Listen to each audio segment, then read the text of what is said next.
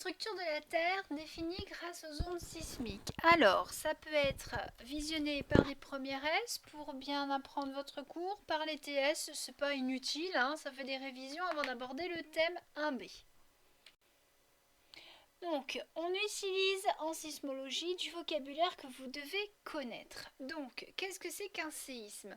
C'est une rupture de la roche. Pourquoi? Parce qu'à un endroit donné dans la roche, il y a eu accumulation d'énergie par mouvement tectonique, soit compression, soit écartement. On a donc à un moment donné la roche qui va se rompre. C'est ce qu'on appelle le foyer. Et cette cassure libère de l'énergie qui va se déplacer sous forme d'ondes qu'on appelle les ondes sismiques. Et bien sûr, les ondes, au fur et à mesure qu'elles se déplacent, vous l'avez vu en physique, une onde déplace de la matière, elle va donc perdre en énergie, et ce qui fait que l'intensité est décroissante. Donc, la fracture dans la roche va s'appeler la faille, la zone de rupture le foyer. À la verticale du foyer en surface, nous avons l'épicentre, c'est la zone où il y a le maximum de dégâts. Et on va parler de distance épicentrale et de distance focale par rapport à une station de mesure. Donc la distance épicentrale, c'est la distance horizontale entre l'épicentre et la station de mesure. La distance focale, c'est la distance entre la station et le foyer. Donc les ondes, nous avons trois sortes d'ondes. Les ondes de type P qui sont des ondes de compression-dilatation. Donc c'est comme si vous preniez un tube de matière et vous donniez un coup de marteau sur la face carrée et vous allez avoir un effet d'accordéon. Les ondes S, ce sont des ondes d'oscillation, donc qui vont faire monter et redescendre la matière au fur et à mesure que l'onde avance. Et nous avons les ondes de surface qui sont les plus dangereuses, celles qui produisent le plus de dégâts, puisque ce sont des ondes de torsion. Donc on ne va pas avoir de mouvement de matière verticale ou horizontale, mais plutôt gauche-droite. Vous voyez ce que ça veut dire? Donc on va surfer et là ça va tout casser. Donc voici un autre schéma pour bien comprendre. Donc compression, on a l'effet, donc compression-dilatation, ça fait un peu l'accordéon. Les ondes S, c'est un mouvement vertical. Donc finalement, si vous prenez un immeuble à un point donné, il va monter, il va redescendre. Donc pour ces deux ondes PS, le milieu n'est pas vraiment...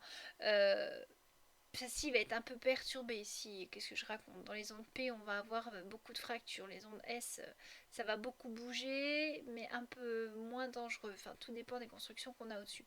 Celles qui sont vraiment les pires, ce sont les ondes de surface, qui provoquent donc des mouvements latéraux. Les oscillations sont dans le plan perpendiculaire à la direction de propagation. Ou alors on a des oscillations dans un plan vertical avec en même temps un mouvement elliptique des particules. Alors là c'est le tip top, ça bouge en hauteur et en plus ça se déplace sur les côtés. Donc l'étude de la propagation des ondes S et P a permis de déterminer la structure profonde de la Terre. André Morovici a fait le raisonnement suivant. Puisque les ondes PG et PN sont de même nature, donc les ondes P sont de compression-dilatation, je vous rappelle, elles se propagent donc à la même vitesse. Donc puisque les ondes PG et PN partent en même temps, c'est-à-dire lors du séisme, qu'elles se propagent à la même vitesse mais qu'elles n'arrivent pas en même temps, on a les ondes PN qui arrivent après. Elles sont forcément traversées des milieux différents et ont donc emprunté des chemins différents. Je vous rappelle, vous l'avez vu en physique, qu'un ray sismique se comporte comme un rayon lumineux. Quand il y a un changement de milieu de propagation, le ray incident, que ce soit donc un ray dont P ou S, subit à la fois une réflexion et une réfraction accompagnée d'un changement de vitesse. Cela permet de révéler les discontinuités physiques dans les milieux traversés. On va parler en français. Le rayon incident descend dans une couche de roche. Le milieu 1 de densité 1 dans une vitesse 1. C'est toujours la même vitesse dans le même milieu. On arrive à une limite où on passe à une roche 2. Cette roche est différente par sa nature, elle aura donc une densité différente, une vitesse de circulation des ondes dans cette roche qui sera différente. Et la zone de contact entre les deux roches va jouer le rôle d'un miroir. On va donc avoir le rayon qui va être réfléchi et le rayon qui va être réfracté, c'est-à-dire qu'il va rentrer dans la deuxième roche, mais comme la roche n'est pas de même nature, de même densité, il va circuler selon un angle différent et à une vitesse différente. Et c'est ce qui fait que on a des ondes qui traversent la Terre, qui n'arrivent pas au même moment, pas le même angle, et on va pouvoir définir la structure peu profonde de la Terre. Sur ce schéma, on a un foyer, son épicentre. On va donc de ce foyer avoir des ondes P qui partent. Et on va enregistrer sur le sismogramme, et on va voir donc sur le sismogramme deux trains d'ondes P, c'est-à-dire deux arrivées d'ondes P, alors qu'au départ, on n'a qu'une seule série d'ondes P qui partent. Donc qu'est-ce qui se passe? On a les ondes PG qui suivent un trajet direct, c'est-à-dire qu'elles restent dans la couche jaune, elles partent, c'est le trait rose, elles vont être enregistrées par la station 6. On a les ondes PN qui, elles, s'enfoncent dans la croûte, qu'on appelait le ciel à l'époque, et qui atteignent un milieu différent, le manteau, qu'on appelait le cima à l'époque, qui est de densité supérieure. Et donc, comme toute onde qui arrive à la limite avec un deuxième milieu, elle va subir une réflexion et une réfraction. Quand la somme de l'angle d'incidence, c'est-à-dire l'angle d'arrivée, et de l'angle de réflexion, c'est-à-dire l'angle de repart vers le haut, quand cette somme d'angles est égale à 90 degrés, c'est le cas pour les ondes bleu turquoise sur le schéma, on a atteint l'incidence limite. À ce moment-là, l'angle de réfraction, c'est-à-dire l'onde qui est passée dans le deuxième milieu, est alors tel que le ray réfracté est parallèle à la surface. C'est le trait vert. Et à ce moment-là, on a notre onde PN qui va circuler sur la discontinuité, sur ce miroir, et ces ondes, qui sont donc des ondes réfractées, elles accélèrent, et bien qu'elles aient un trajet plus long finalement que les ondes PG, elles vont arriver, elles vont arriver à doubler les ondes PG si la distance de la station à l'épicentre est suffisante. Par exemple, au moins la station 5. D'accord? Donc elles vont arriver, vous voyez qu'à la station 5, les ondes PN arrivent en surface avant l'onde PG. Ok? Donc on appelle discontinuité physique la discontinuité entre la croûte et le manteau, et on l'appelle la discontinuité de Morovici ou MOO. Et c'est donc en étudiant les sismogrammes, donc l'enregistrement et l'arrivée des trains d'ondes P, qu'on a déterminé comment ça se fait qu'on a des ondes qui arrivent tout de suite, on a des P qui arrivent un petit peu plus tard et des P encore un petit peu plus tard, ou des P avant des autres. Il se passe quelque chose. Et donc c'est Morovici qui a compris ce qui se passait, d'où le fait qu'on ait conservé son nom et qu'on a appelé cette discontinuité la discontinuité du MOO, c'est-à-dire la séparation physique entre la croûte et le manteau. Donc ici, voici un sismogramme. Vous avez donc en rose les ondes P, en bleu turquoise les PMP, et vous voyez que les ondes PMP, elles sont arrivées après les ondes PG, donc les ondes directes roses. On a aussi enregistré les ondes S. Donc là, on est sur une station qui s'appelle OG02. Elle s'est située donc à Annemasse en Savoie-France. Elle a enregistré deux trains d'ondes P, les PG et les PMP, qui arrivent bien après. Donc les ondes PMP sont des ondes P réfléchies par le MOO, alors que les PN sont les ondes réfractées.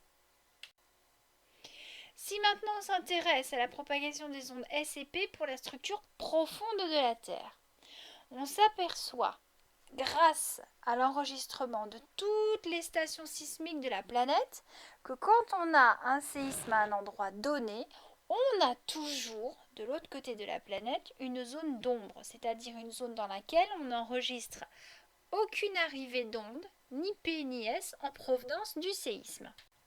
Alors pourquoi? Tout simplement parce que il y a en profondeur de nouveau une discontinuité sur laquelle les ondes vont à la fois être réfléchies et réfractées. Les ondes S ne circulent pas du tout dans les milieux liquides, donc elles ne peuvent être que réfléchi puisque le noyau va être liquide. Par contre, les ondes P sont capables de circuler dans du liquide et elles vont être réfractées avec un certain angle de réfraction. Donc on va voir la première réfraction à l'arrivée, séparation manteau-noyau. Les ondes P vont circuler dans le noyau. Elles vont de nouveau arriver de l'autre côté de la Terre à une séparation noyau-manteau. Elles vont de nouveau être réfractées et vont ressortir en surface. Ce qui fait qu'on a toute une zone où les ondes P n'arrivent pas, c'est ce qu'on appelle la zone d'ombre. Tout ça vient du fait que le ray est dévié à chaque fois. Donc, ça nous permet de dire, hormis l'étude de la croûte en surface, qu'en profondeur, on a encore une discontinuité et que cette discontinuité fait rentrer dans un milieu liquide puisque les ondes S ne passent pas, seules les ondes P passent, et on a des réfractions qui font qu'on a une zone d'ombre. Alors, cette zone d'ombre, elle va de 14 500 km, soit 142 degrés de distance angulaire, à 11 500 km, soit 103 degrés de distance angulaire par rapport à l'épicentre. Ça veut dire quoi? Qu'on a une réfraction très importante des ondes P. Ce qui signifie qu'on a une chute de vitesse des ondes P. Et on a donc l'existence d'une discontinuité entre deux milieux aux propriétés différentes. C'est la discontinuité avec le noyau. La disparition des ondes S se fait systématiquement à 103 degrés de distance angulaire, ce qui signifie qu'on est le passage d'un milieu solide à liquide, ce qui signifie qu'on a l'existence de deux enveloppes différentes, manteau et noyau, et que le noyau est en tout cas sur sa partie externe liquide.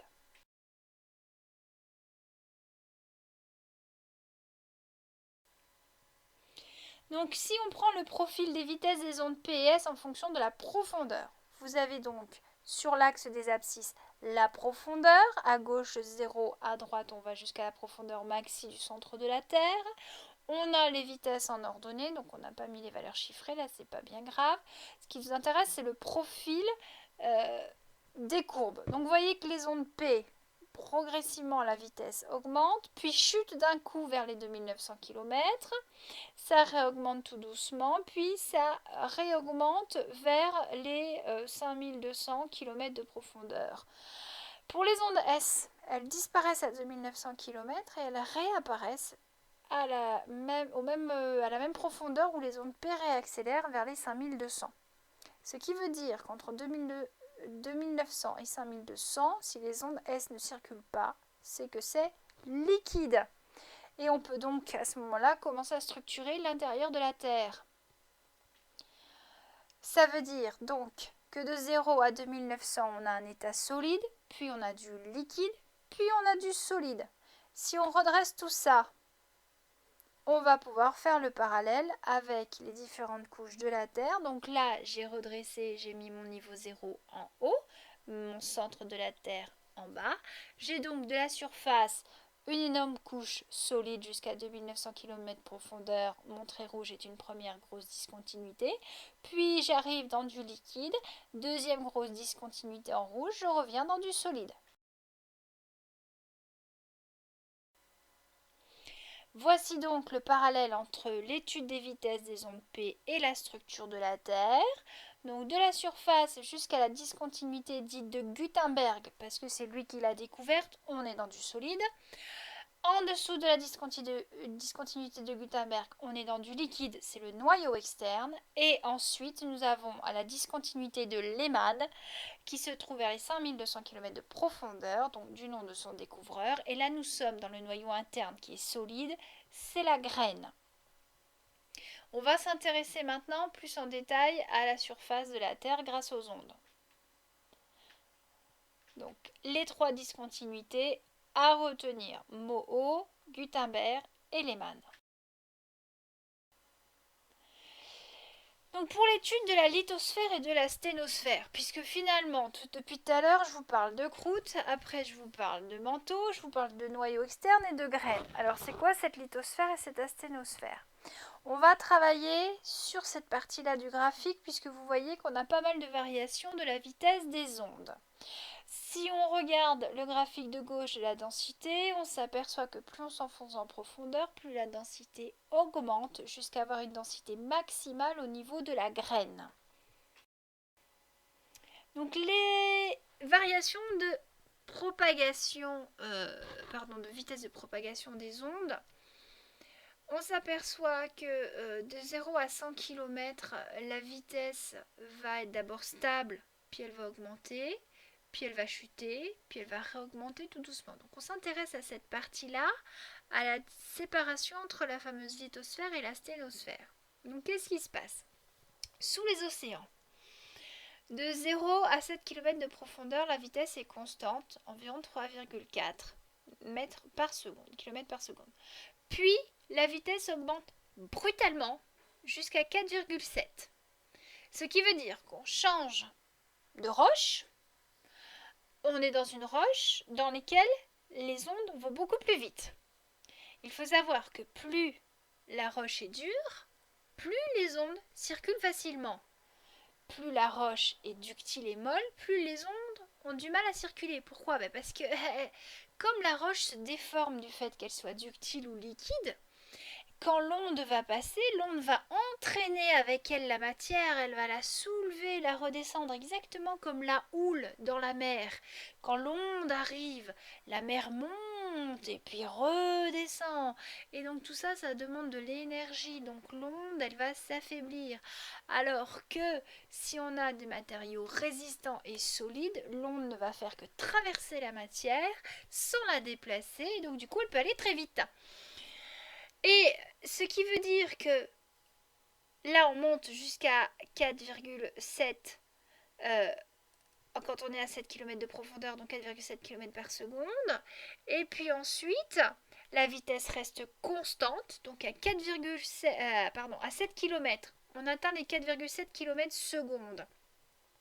Jusqu'à environ 70-80 km, on est toujours à 4,7 km secondes. Et puis vous voyez que la courbe s'incurve vers la gauche, ce qui veut dire que la vitesse diminue, mais progressivement, pas brutalement.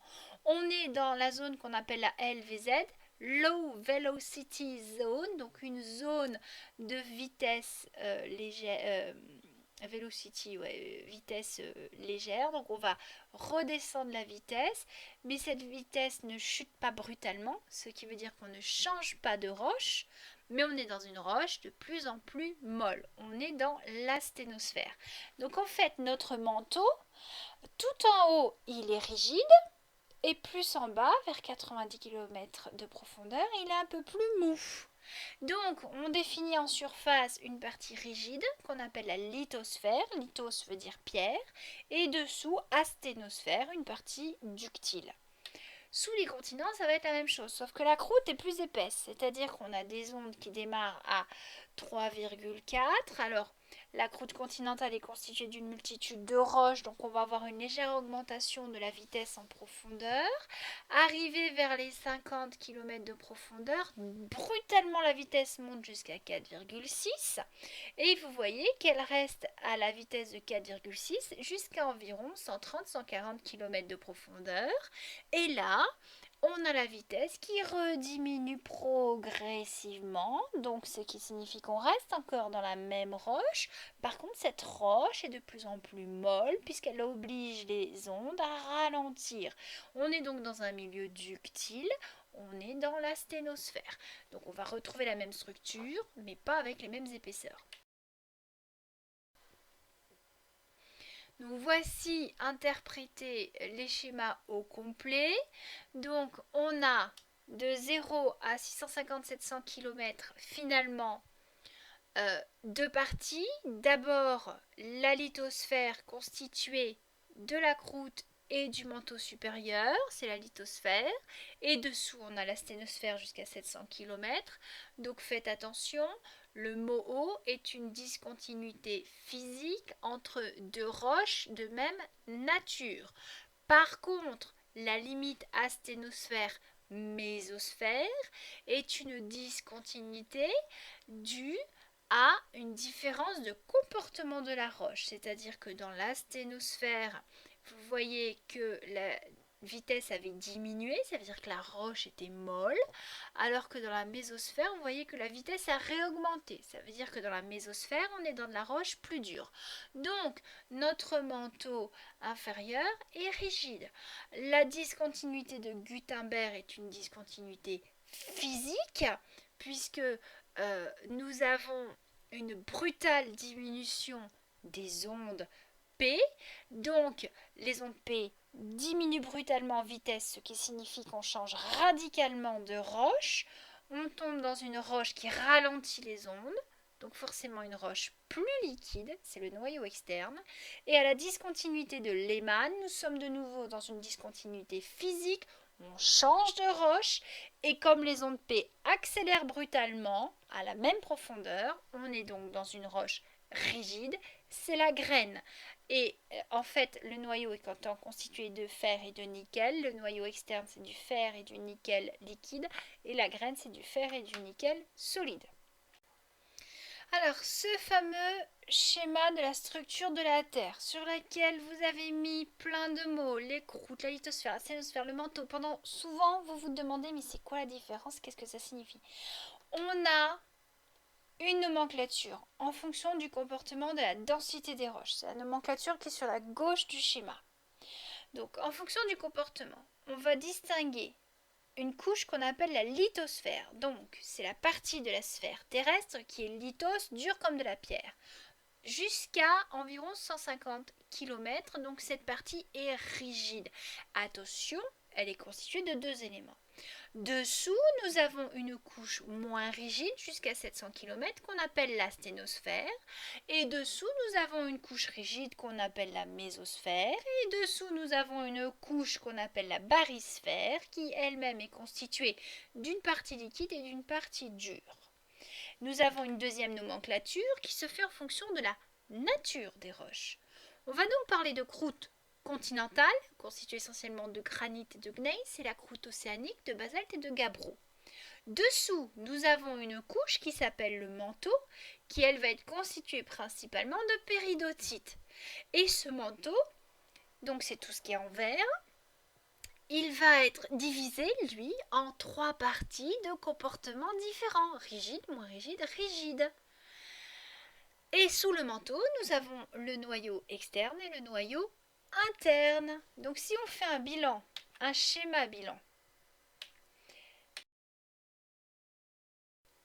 celui que vous devez être capable de dessiner. Alors je ne l'ai pas encore fait en vidéo, je vais bientôt le faire. Bon, ça se trouve quand vous verrez la vidéo, il sera fait. Ouais, bon. Ce schéma bilan. Donc à gauche, classification selon le comportement des roches. À droite, classification selon la nature des roches. Donc on va commencer par la nature à droite. Croûte océanique ou croûte continentale. Ce qui serait pas mal, c'est de mettre les densités dessus. Donc croûte océanique, 2,9. Croûte continentale, en surface on est plutôt vers les 2,8, en bas vers les 3. Pourquoi? Parce que bon, on verra dans une autre vidéo, la croûte continentale c'est compliqué. Dessous, tout en vert, on est dans une seule et même roche, le manteau. C'est de la péridotite. Pourquoi on appelle ça péridotite? Parce qu'elle est riche en péridots. C'est quoi les péridots? C'est une famille de minéraux comme l'olivine que vous avez appris dans le basalte, ce petit cristal qui est vert comme l'olive. Donc dans la partie du manteau supérieur, on distingue manteau supérieur, manteau inférieur en fonction de la forme de cristallisation des péridots. Dans le manteau supérieur, on n'est pas très en profondeur, bon, quand même, vous me direz, 700 km. Oui, mais on n'a pas des pressions extrêmes. Les éléments chimiques F et Mg 2 fois SiO4 s'organisent dans l'espace et donnent l'olivine. Par contre, arrivé à une certaine profondeur, à 700 km, la pression est telle que ces éléments qui s'étaient organisés dans l'espace d'une certaine manière ne tiennent plus, c'est un peu comme un château de cartes. Les éléments vont se réorganiser pour résister à la pression et on va avoir deux sortes de péridots qui vont se former, la pérovskite et la magnésiovskite. Oh, mes souhaits. Bon, vous n'avez pas forcément besoin de retenir tous ces noms. Mais voilà pour l'explication manteau supérieur-inférieur, c'est tout simplement que les péridots, le péridot qui se forme n'a pas la même forme spatiale parce qu'il doit résister à la pression. Ensuite, discontinuité de Gutenberg, donc là on change aussi de roche, on est dans le noyau qui est constitué de fer et de nickel. Il se trouve que là donc on démarre tout en partie externe du noyau à une densité 9,5, on descend jusqu'à une densité 11,5 et là la discontinuité de Lehmann, on est en densité 12. Noyau interne ou graine, c'est fer et nickel, on a 6400 km de profondeur, c'est le centre de la Terre. Donc, on a la classification en fonction de la nature des roches, mais ce n'est pas parce qu'on a une seule et même couche constituée de roches riches en péridot, la péridotite, que cette unique roche constitue une unique couche. Il se trouve qu'on a 3 niveaux de comportement différents en fonction des éléments radioactifs, on verra ça dans une autre vidéo, qui chauffe la roche, principalement le manteau. Donc jusqu'à 70 km de profondeur, donc on a le manteau supérieur qui est rigide. Et à partir de 70 km de profondeur, le manteau supérieur est moins rigide. Avec, tiens, j'ai oublié de mettre ma légende, sur la partie gauche, j'ai mis une double flèche dans la sténosphère, c'est la fameuse LVZ, la Low Velocity Zone. Donc jusqu'à 700 km de profondeur, on est dans du manteau ductile. C'est la sténosphère. À partir de 700 km de profondeur, on est dans du manteau rigide, c'est la mésosphère. Puis ensuite dessous, noyau externe, noyau interne, on appelle ça la barysphère. Donc la lithosphère, elle a de particulier que c'est une couche rigide mais constituée de 2 couches différentes de nature de roches différentes. Donc on parle de lithosphère océanique quand on est croûte océanique plus manteau supérieur rigide, et on parle de croûte continentale, on parle de lithosphère continentale quand on associe la croûte continentale avec le manteau supérieur rigide. Donc je vous rappelle la discontinuité de Morovici ou Moho et la séparation physique entre la croûte et le manteau supérieur rigide. Le Moho se situe donc à l'intérieur de la lithosphère. La discontinuité entre la lithosphère et la sténosphère, elle correspond à une ligne qu'on appelle un isotherme, c'est-à-dire une ligne sur laquelle on a la même température, et c'est l'isotherme 1300 degrés. Donc pourquoi 1300 ? Parce que la péridotite va commencer à fondre à 1300 degrés. Donc à partir d'une certaine profondeur, on s'enfonce, comme il y a beaucoup d'éléments radioactifs dans le manteau, la chaleur s'accumule et à 1300 degrés, la ligne des 1300 degrés, quand on y arrive en s'enfonçant, là on a une péridotite qui commence à fondre. Donc on rentre dans la sténosphère.